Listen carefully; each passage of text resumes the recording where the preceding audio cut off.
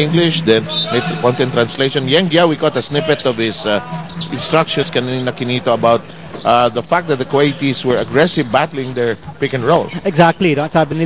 Sabi ni Coach Yang Giao that make sure that there is separation because masyadong tight, walang masyadong spacing.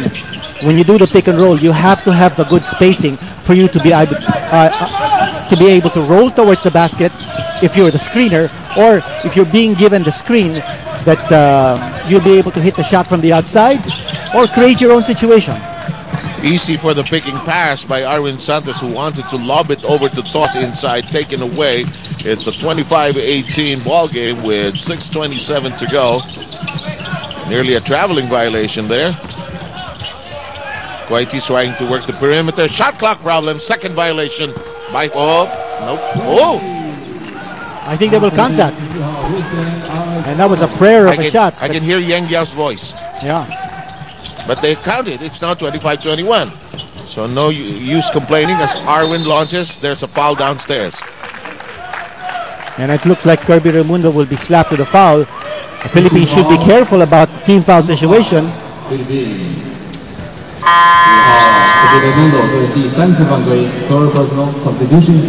Third personal, is that what I hear? Anyway, we'll clarify that. In the meantime, Kuwait now beginning to wax a little hot here, trying to catch the Philippines a little off guard. And Philippines, you're right about the attitude. Ano? Kailangan improve natin yun. Ano, ha?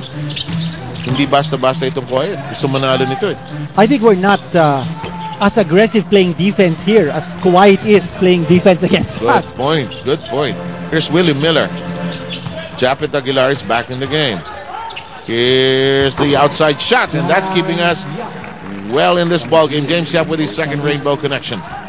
He is gaining a reputation, without a doubt, here in this tournament. James Yap as our #1 gunner. He's got 2 3-point shots now in this game. There's an illegal pick.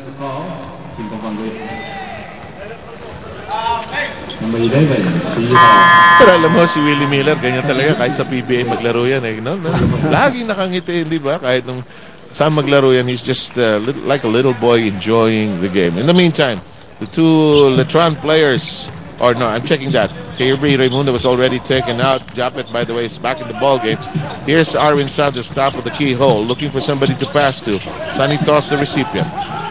Toss. Whoa, big man move! Just playing so well in this 25th nice FIBA solid Asian. play coming from Sonny Toss. Yung game niya against Japan nung nag-team up sila ni Asi Taulava on the fast break. Classic yun. Sabi ko, lalaking tao nito, nagtatakbuhan. At saka pa, yung karagawa lang ni Sonny Toss, no? He found a crease in the defense and made sure he had a high percentage layup. If this is Aguilar, it's his third. Now you can see that Japan is still struggling with his game. He really hasn't found his best form. Chia Banilla is there. Kenneth Durendes. Must be a thrill for Ruel Nadurata. He was a member of the last team that won the Asian Games gold medal for the Philippines, 1962. And I'm going to talk to him after this. I'm sure he's thrilled like anything to be again part of a Philippine team. Tagal na sila magkasama ni Yang Giao din, ano ha? Samantala, 30-21. Miller, dish off. Dillinger, by the way, in the game for the first time. Philippines trying to swing the ball around. The dish off, Dillinger. They need a shot soon. Attacks. Finally decided to drop in. Nice motion offense. You see the way there was a lot of ball movement. Good point, yes. And a lot of players moving around. And that's the way to make sure that you get a good shot and also to keep the defense moving and guessing. There's an offensive foul. So another turnover. Si Alcabas, si Hussein, medyo nagkadikitan sila ni Dillinger eh hindi nagustuhan itong number 14 ginawa ni Dillinger. Siya ang naktawagan. Back in the ball game is Al Rabah. You know, the international game is so different from the way the game is played in the PBA and from the way the game is played in the US. So, a lot of critics of... Ano pinaka-noticeable difference sa'yo? Well, I think the pace of the game. In the international game, you've got 4 quarters of 10 minutes each. Definitely much fewer timeouts. So there's very little time to rest. And you watch it right here, tinamaan sa mukha. And so those critics of Japet Aguilar who have been expecting a lot more from him here, my suggestion is be patient. Japet is just being introduced to the international game. He's coming from a U.S. situation. I think it's very clear that he has tremendous upside. And he was, after all, the PBA's first overall draft pick. While he's struggling here, you will see that his game will blossom as he gets more playing time and as he gains more confidence. I think another sportsman-like foul was called in the sequence. I think it will be 2 free throws here in possession for the Philippines. And that is being complained by the... Okay. I think it's Kuwait that's going to be given the free throws because it looks like it was Sunny Toss who was called for the unsportsmanlike foul because tinamaan nga sa mukha eh. At saka ito kinito, you and I have done an international competition. Ang hand signals, ang basic form of communication to iba-ibang bansa nagsasama rito, no? So ang tawagan iba rin. Kuwait taking care of 2 free throws and I think they'll get possession. That's number 5, Dulazis Fadhel. And that's the other quirk here in the rules of FIBA. A technical foul gives you automatically 2 free throws and possession.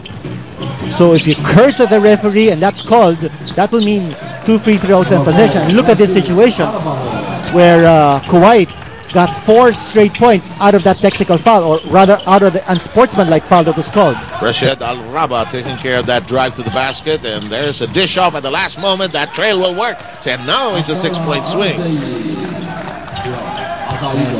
Al-Sayed taking care of the trail job there. Philippine lead trimmed down to 5, and there's a foul by Al-Sayed, who seems to like Jared Dillinger. Well, Dillinger enjoys a big height advantage, especially when he's playing the backcourt. He's such a nimble, tall guy, you know? Yung movement niya, ang sarap-sarap niyang panoorin when he dribbles the basketball.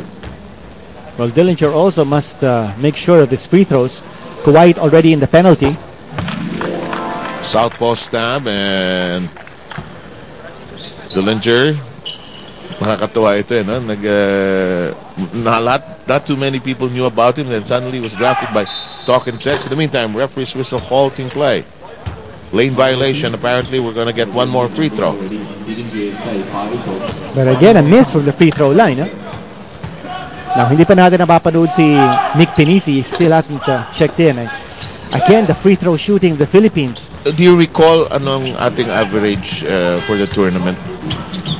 I'll give you time to look at your notes. I was just interested all of a sudden in that one. In the meantime, 23-27. You got Philippines is shooting only 54.3% from the line. That's just a very poor percentage. 1 out of 2 lang, no? Right.